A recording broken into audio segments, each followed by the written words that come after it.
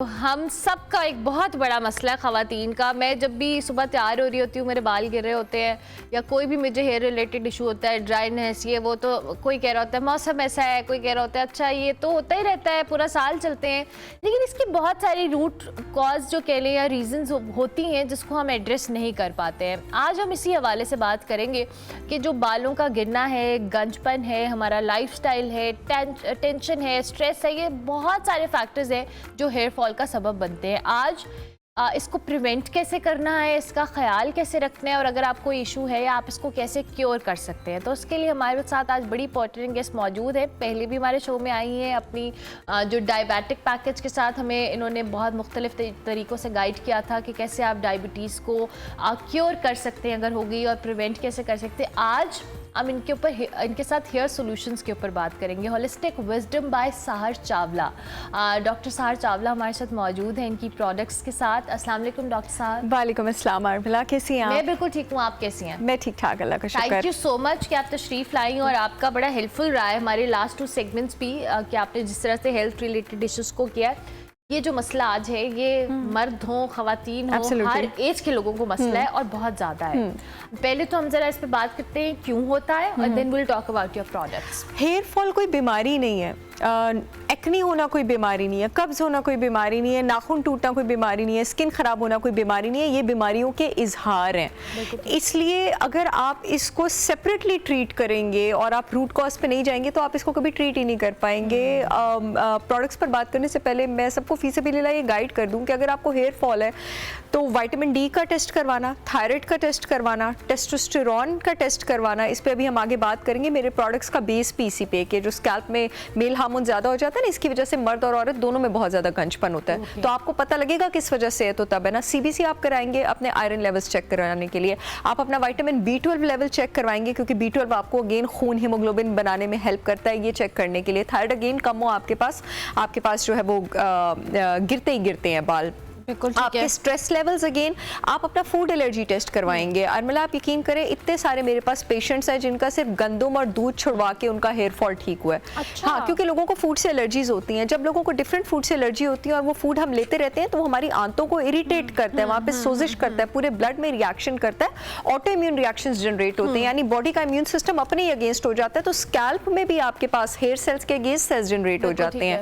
आपके पास बॉडी के जो डिफेंस सेल्स हैं उनका इम्बैलेंस हो जाता है, बी सेल्स का, टी सेल्स का। अभी भी मैं जिन कुछ हर्ब्स की बात करूंगी उसमें कुछ ऐसी चीजें इंक्लूडेड हैं जो इस बैलेंस को कोर पे जाके आपके पास ट्रीट करती हैं। तो ये कुछ चीजें हैं, विटामिन डी हो गया, थायराइड हो गया, आपके आयरन लेवल्स हो गए, आपके लाइफ के स्ट्रेस फैक्टर्स हो गए, टेस्टोस्टेरोन हो गए। ये कुछ बेसिक चीजें हैं जो कि मैं आप सबको एजुकेट करी हूँ, सब पर लागू होती है। आप इतने समझदार बने कि डॉक्टर के पास जाने से पहले आपका ये पलंदा रिपोर्ट्स आपके पास हो और आपको पता हो कि भाई मुझे हेयर फॉल हो रहा है तो इसी में से कुछ है। यहाँ गए ना, फूड एलर्जी टेस्ट के साथ आपके गट का भी कोई इशू हो सकता है, तो ऑफकोर्स न्यूट्रिएंट्स एब्जॉर्ब नहीं होंगे तो बाल तो गिरेंगे। फिर आप उसको ट्रीट करेंगे, और ट्रीटमेंट में आपके पास न्यूट्रिशनल ट्रीटमेंट भी आती है, यानी आपने डाइट से भी उसको ट्रीट करना है, सप्लीमेंट से भी ट्रीट करना है, हर्ब से भी ट्रीट करना है, और टॉपिकली भी। टॉपिकल का मतलब है कि उस जगह पर अपने स्कैल्प फॉलिकल पे, जैसे स्किन का जब भी कोई प्रॉब्लम है हम अंदर से भी ट्रीट करेंगे, हम टॉपिकली भी ट्रीट करेंगे, ठीक है।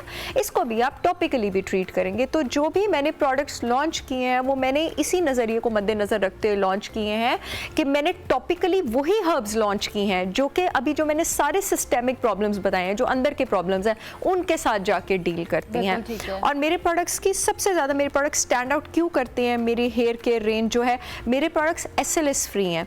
SLS का मतलब है sodium lauryl sulphate. Sodium lauryl sulphate वो डिटर्जेंट है जिसकी वजह से मार्केट में मौजूद जितने भी कॉस्मेटिक शैम्पूज हैं वो झाग छोड़ते हैं। आप देखते हैं ना, जितने भी शैम्पूज, चाहे जितनी भी महंगी ब्रांड का शैम्पू है, ऐड आता है उसको एस्थेटिक दिखाने के लिए, वो इतनी झाग नजर आ रही होती है, वो कोई अच्छी चीज नहीं है। हम तो कहते हैं झाग बन रही है, नहीं, बिल्कुल भी नहीं। मेरे शैम्पूज और ऑयल्स आप इस्तेमाल करेंगे, झाग नहीं बनेगी क्योंकि उनमें डिटर्जेंट नहीं है, ठीक है। और मेरे प्रोडक्ट्स क्योंकि पाकिस्तान की सारी लैब से अप्रूव्ड है, ISO सर्टिफाइड है, सारी रेगुलेटरी अथॉरिटी से अप्रूव्ड है, तो उन्होंने अप्रूव किया है कि मेरे शैम्पूज में डिटर्जेंट नहीं है, तो ये आप लोगों के पास मार्केट में आए हैं, वरना ये मार्केट में आ ही ना सकते।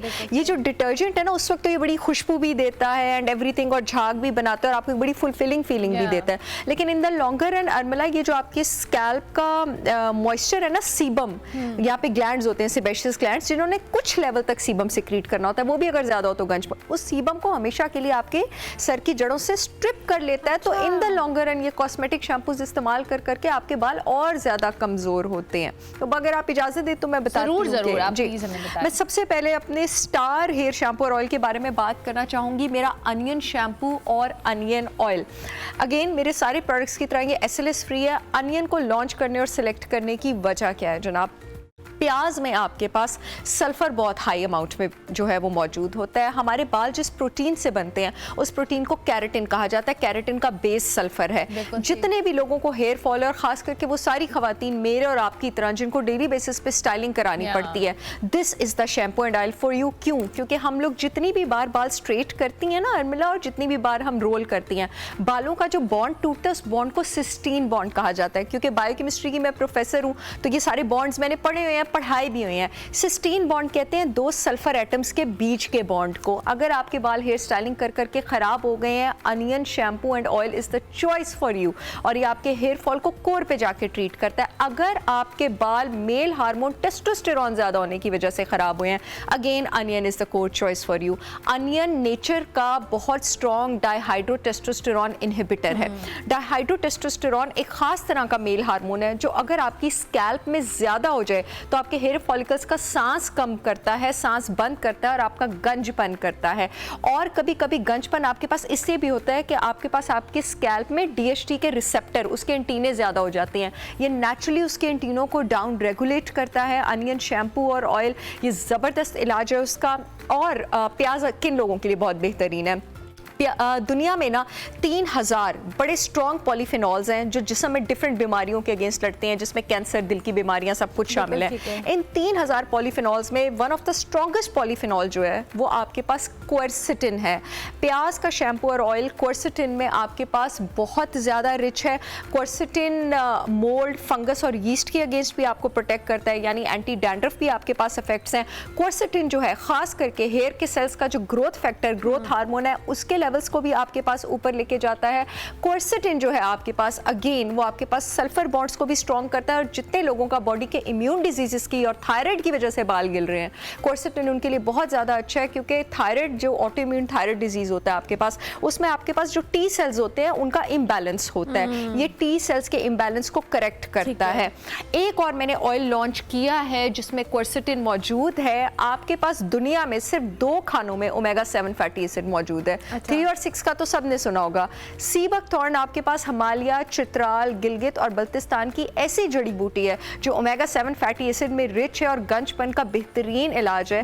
ये मैंने थोड़ी अमाउंट में इससे लॉन्च किया क्योंकि इसको आपको इसकी चाहिए ही थोड़ी अमाउंट होती है। ओमेगा 7 और क्वेरसिटिन आपके पास अगेन ऑटोइम्यून डिजीजेस से, थायराइड डिजीजेस से होने वाले, टेस्टोस्टेरोन से होने वाले और स्ट्रेस से होने वाले गंजपन का इलाज है। अगर आपके रीजंस इन दोनों से मिलते हैं तो आप प्याज के ऑयल में इसके 1 या 2 ड्रॉप्स हफ्ते में 3 बार जो है उसको यूज कर सकते हैं। अगर आपको अपने बालों का वॉल्यूम और डायामीटर भी बढ़ाना है अलोंग विद गंजपन, तो आप प्याज के शैम्पू और ऑयल के साथ मेरा रोजमेरी शैम्पू और ऑयल जो है रोजमेरी, उसको बड़ी नायाब हर्ब है। 2015 में एक रिसर्च हुई थी और इस रिसर्च में रोजमेरी को, एक बड़ी फेमस ड्रग है मेडिसिन मिनॉक्सिडिल, हेयर फॉल के ट्रीटमेंट में यूज की जाती है। मैं इतना कॉन्फिडेंटली नाम इसलिए ले रही हूँ क्योंकि रिसर्च पब्लिश्ड है। मिनॉक्सिडिल के अगेंस्ट रोजमेरी को टेस्ट किया गया था। रोजमेरी ने गंजपन का इलाज मिनॉक्सिडिल से ज्यादा किया था। और एक बड़ा एक्लेम जर्नल है इंटरनेशनल जर्नल ऑफ डर्मेटोलॉजी, वहां पर एक बहुत बड़े ग्रुप पर रिसर्च की गई थी। आधे लोगों को प्याज का ऑयल और शैम्पू यूज करवाया गया था और आधे लोगों को रेगुलर ऑयल और शैम्पू यूज करवाए गए थे हेयर फॉल कॉस्मेटिक। जो प्याज वाले लोग थे, आप सर्च कीजिएगा जाके सारे खुद, 89.6% लोगों का गंजपन ट्रीट हुआ। और नॉर्मल लोगों में से जो नॉर्मल शैम्पूज और ऑयल से उसमें 2% लोगों का जो है वो प्याज का पानी आई रिमेम्बर कि बहुत ज्यादा रिकमेंड किया जाता है। मुझे हेयर फॉल था एक प्याज का, तो उसका मसला होता, स्मेल बहुत आती थी और वो जाती ही नहीं थी। मतलब यू कांट इवन, आप बैठ भी नहीं सकते किसी के साथ। अच्छा, प्याज के ऑयल और शैम्पू की होती है तेज स्मेल। अभी मैं आपसे गले मिली हूँ शो से पहले, आपको तो नहीं आई ना स्मेल? मैंने रात को प्याज का तेल लगाया था और सुबह उठ के मैंने शैम्पू किया है, ठीक है? लेकिन आपको इसको 2 बार शैम्पू करना पड़ता है। हाँ। इसकी स्मेल बहुत कड़क होती है, और क्योंकि मेरे शैम्पूज और ऑयल्स में मैंने वो कॉस्मेटिक परफ्यूम्स भी नहीं डाले हैं, तो मेरे शैम्पूज में खुशबू नहीं है। आप लोगों ने 2 बार शैम्पू करना है। प्याज के ऑयल में स्मेल होती है, प्याज के शैम्पू में आप लोगों को कोई स्मेल नहीं आएगी, लेकिन खुशबू भी नहीं आएगी क्योंकि वो फ्रेग्रेंस फ्री है, उनमें मैंने कोई केमिकल्स नहीं डाले। आप 2 बार शैम्पू करेंगे, उसके बाद आप अपने बालों पे कोई अच्छा सीरम लगा सकते हैं, कोई आप अच्छा इत्र लगा सकते हैं। आप रोजमेरी, अनियन और सी बकथॉर्न, इन तीनों को आप मिक्स भी कर सकते हैं, और मिक्स करके भी आप जो है इसको यूज कर सकते हैं। अगर आपको डैंड्रफ का प्रॉब्लम है, सोली खाली डैंड्रफ का प्रॉब्लम है, नेचर की, दुनिया की जो सबसे स्ट्रॉन्गेस्ट एंटी फंगल हर्ब है वो आपके पास है tea tree. Tea tree shampoo और ऑयल मैंने लॉन्च किया है। अगेन सारे प्रोडक्ट्स जो हैं वो ISO सर्टिफाइड हैं। टी ट्री इतनी स्ट्रॉन्ग एंटी फंगल हर्ब है कि अगर आप इसके 20 कतरे पानी की बोतल स्प्रे में डालें ना, और आप घर में इसको करें स्प्रे, तो आपके पास मच्छर भी मर सकते हैं। अच्छा, तो फंगस और लाइस उन सब के लिए ये बहुत ज़्यादा ज़बरदस्त है।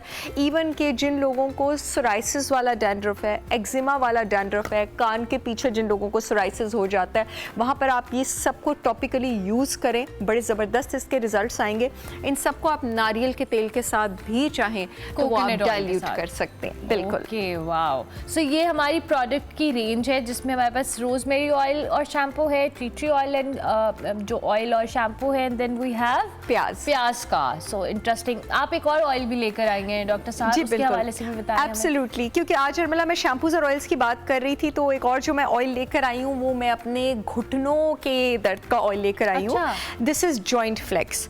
अगेन जो मैं बात कर रही हूँ, मैं चाहती हूँ नाजरीन अपनी भी रिसर्च करें, और ख़ुद भी आप लोगों ने आज सबने गूगल करना है और पढ़ना है कि जो टॉप ऑयल्स हैं आर्थराइटिस के ट्रीटमेंट के लिए वो कौन से हैं। तो जो टॉप ऑयल्स हैं आर्थराइटिस के ट्रीटमेंट के लिए वो टर्मरिक ऑयल है, जिंजर ऑयल है, मैं नेचुरल ऑयल्स की बात कर रही हूँ, वो आपके पास यूकेलिप्टस ऑयल है, वो आपके पास क्लोव ऑयल है, और वो आपके पास सेसमी ऑयल है। जितने भी टॉप ऑयल्स हैं सारे के सारे मैंने जिस प्रोडक्ट में लॉन्च किए हैं वो जॉइंट फ्लेक्स है। अगेन ये ISO सर्टिफाइड है, पाकिस्तान की सारी रेगुलेटरी अथॉरिटी से अप्रूव्ड है। आर्थराइटिस आपके पास बहुत तरह का होता है, एक फाइब्रोमाइल्जिया वाला होता है, एक वो होता है जो विटामिन डी और कैल्शियम की कमी से ऑस्टियो आर्थराइटिस, ऑटो इम्यून वाला होता है, रूमेटॉइड आर्थराइटिस होता है, सोराइटिक आर्थराइटिस होता है। सबके सब आर्थराइटिस आपके पास muscle stiffness, pain, soreness, swelling, इन सब चीज़ों से एसोसिएटेड हैं।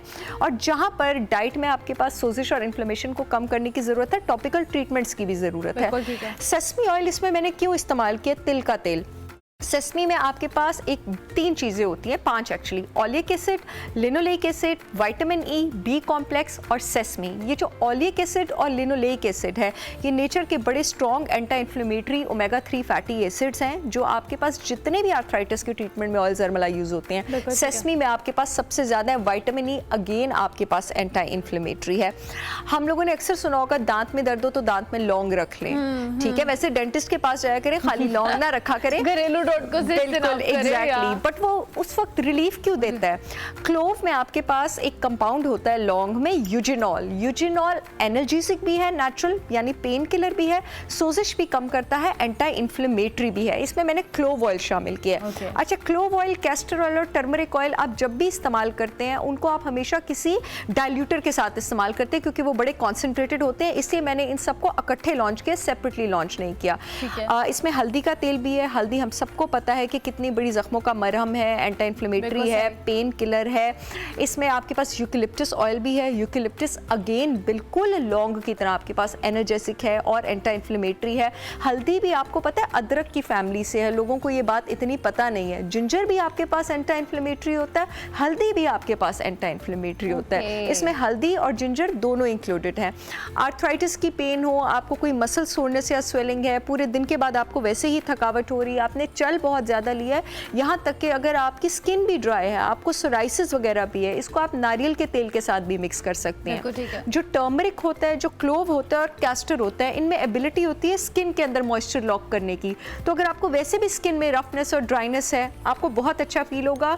इसका आप रात को मसाज करें और आप यकीन करें, मेरा रिचुअल है, मैं रोज़ रात को करती हूँ। नींद बहुत अच्छी आती है क्योंकि ये बिल्कुल आपके पास वो एसेंशियल ऑयल्स है ना जो आपको रिलैक्स करते हैं, और ये बिल्कुल आपका एक स्लीपिंग रिचुअल बन जाएगा। लवली लवली, बहुत ज़बरदस्त जी। और आई थिंक कि ये बड़ा हेल्पफुल होता है इस तरह की चीज़ें जहाँ पे हम रूट कॉज डॉक्टर साज जैसी कह रही हैं उनको एड्रेस करते हैं। लेकिन जो उन्होंने पहले आकर आपको बहुत एक अच्छा मशवरा दिया कि अगर आपको हेयर फॉल हो रहा है तो आप पहले टेस्ट कराएं कि क्या वजह है, उसके बाद साथ साथ ये चीज़ें तो ज़रूरी हैं। ऑयल लगाना हफ्ते में कितना कितना आप रिकमेंड करती हैं कि once a week, twice a week, और इसकी कितना टाइम ड्यूरेशन मिनिमम होना चाहिए? 2 घंटे आपके सर पे it's more than enough. Okay, it's not necessary कि आप उसको ओवरनाइट रखें, मगर एटलीस्ट 45 मिनट से आपके पास ऊपर होना चाहिए और हफ्ते में 3 बार ज़रूर होना चाहिए। और उन लोगों के लिए स्पेशली जो बहुत ज़्यादा हेयर स्टाइलिंग करते हैं, जिनका बाहर बहुत ज़्यादा निकलना है, आपके बालों पे धूल मिट्टी बहुत ज़्यादा पड़ती है, सो 3 बार इज़ मस्ट, 3 बार आपको करना है। और ये जब आपने शैम्पूज भी इस्तेमाल करने हैं, जब आप शैम्पू करेंगे आपने इसको 5 से 7 मिनट्स अपनी स्कैल्प पे मसाज करना है और आपने इसको अपने स्कैल्प पे रखना है। इसमें परेशान होने की ज़रूरत है, इसमें दूसरे शैम्पूज की तरह डिटर्जेंट नहीं है कि अगर 5-7 मिनट्स आपकी स्कैल्प पे रहा तो कोई नुकसान नहीं होगा।